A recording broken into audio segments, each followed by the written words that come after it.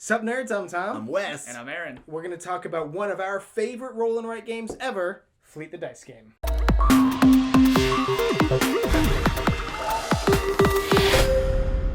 So Fleet the Dice Game is a roll and write game. And if you don't know what type of game that is, well then you might have been sort of living under a rock gaming-wise, because roll and writes have been a pretty big fad recently, and it's because they're really, I think they're cheap to produce, but really lots of fun. They're scalable with a lot of players and things like that, so they're pretty big hits because all you do is you roll dice, there's mostly drafting involved, and then you, based on the dice that you take or that you rolled or whatever, you will mark certain things off on your sheet. And usually those games are relatively quick. But I will argue that this is probably one of the most complicated and combo-y and crunchy roll and write games that I've ever played.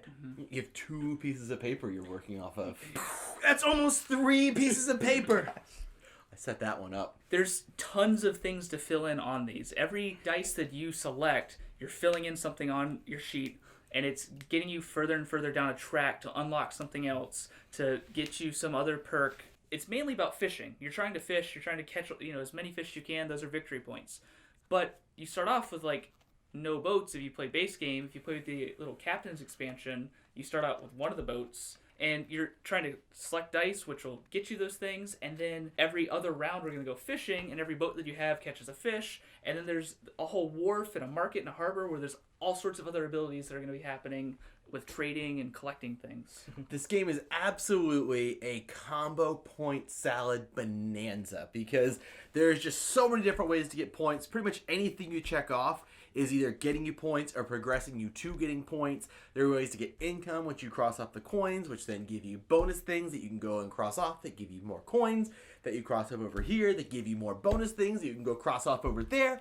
And it's not every turn. Mm-hmm. But you can definitely set yourself up to have a power play turn where you just check off 20 things. Yeah, the first 2 or 3 rounds go by pretty fast, but then after a while you can get a little bit of analysis paralysis of the best order to do these things in, because again, it's coins and stars are the big things because those are pretty prolific, but those give you a lot of freedom to go and fill in all these other tracks and whatnot.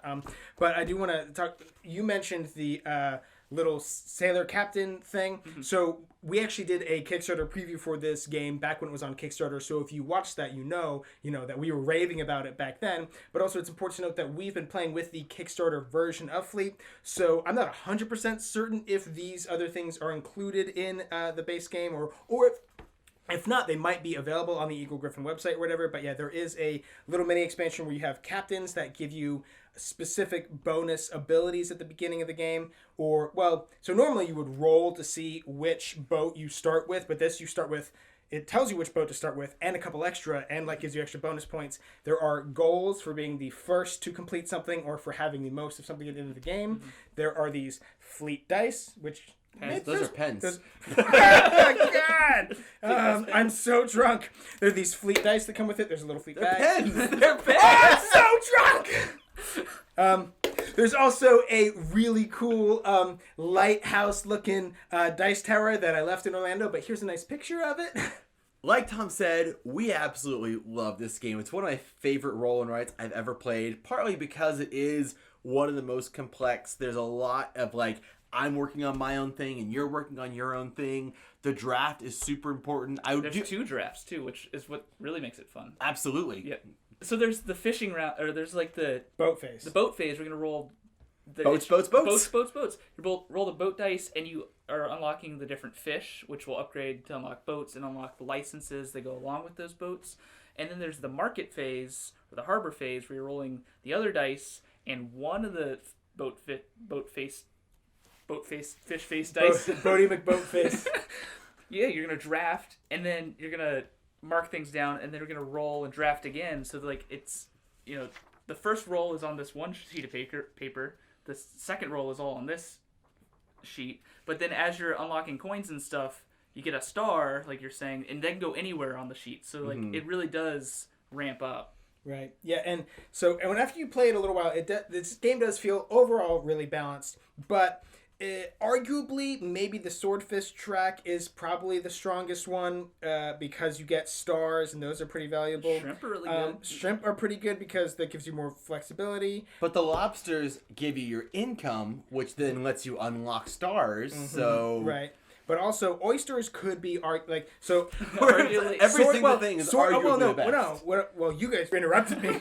Swordfish is arguably the strongest, and oyster is arguably the weakest. Now, I'm not saying that if you go swordfish, you're going to win, but from somebody who's played the game before, if you see somebody going swordfish, you kind of know what they're going to do. And it does look like an awful lot of stuff going on. And to play devil's advocate against this game for just a minute. Now, I have said in the past that I go back and forth between this one and the Clever games, Ganshan Clever or Doppelt so Clever, which are somewhat interchangeable in my brain, where I kind of go back and forth between those being my favorite roll and write game. And now, those other games do have the same type of like, ooh, well, I fill in this, which gives me a bonus, which lets me fill in this over here, which gives me a fox or whatever, and I can do this. So it has the same amount of combo-iness. And some of the stuff in here, again, playing devil's advocate, is a little bit of fluff. Is a little bit like, there's like the Inuit boats you could never fill in. The research vessel you could never fill in. Some of these buildings over here that get you points or give you extra ways to get points, you could never really fill in. Mm-hmm. Like, it's great that it has all those extra options. So, trying to weigh pros and cons between those two in my brain, I guess Ganshan Clever and What is a bit tighter and more streamlined. This gives you more options, but could ultimately feel maybe a little bit fiddlier. So I don't know, but again, I'm not docking the game at all because I'm really struggling as to which of these would be my number one roll and write. I will say with some of the stuff that feels like fluff, it can be really important depending on what strategy you play. Like these boats that you may never get, if you're going lobsters, you want a lot of boats. So those are really quick, easy boats to unlock that may not be worth a lot of points, but could help trigger other things in the game. Or with the COD, if you have the COD boat unlocked, every time you launch a boat, you're getting coins. Yeah. So right. Launching those research vessels that are only one victory point, you're actually getting coins with it too, so that might get you another star. So but I agree depending though on that what strategy you the pick. Clever games are very much streamlined. Mm-hmm. It's condensed into a much smaller package that still gives you a similar amount of like thinking and like planning. And I would say so I'm still conflicted. I still don't know, I change my mind every day on those. I go back and forth. But if somebody were to tell me, no, you're right, this is great, but I just like the Clever games better because they are simpler, they're more streamlined, they're more condensed, they're more straightforward. This one feels to me a bit more fiddly. I'd be like, okay, fine, sure, good point, fair enough. Okay, boomer. God. Way to date us. That's immediately dated. Immediately oh, that was the meme from 2 weeks ago.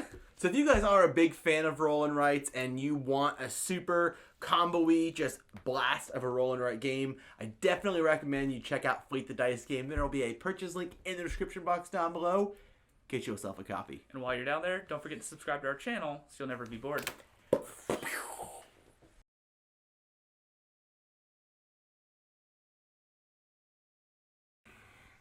Bad luck to kill a seagull.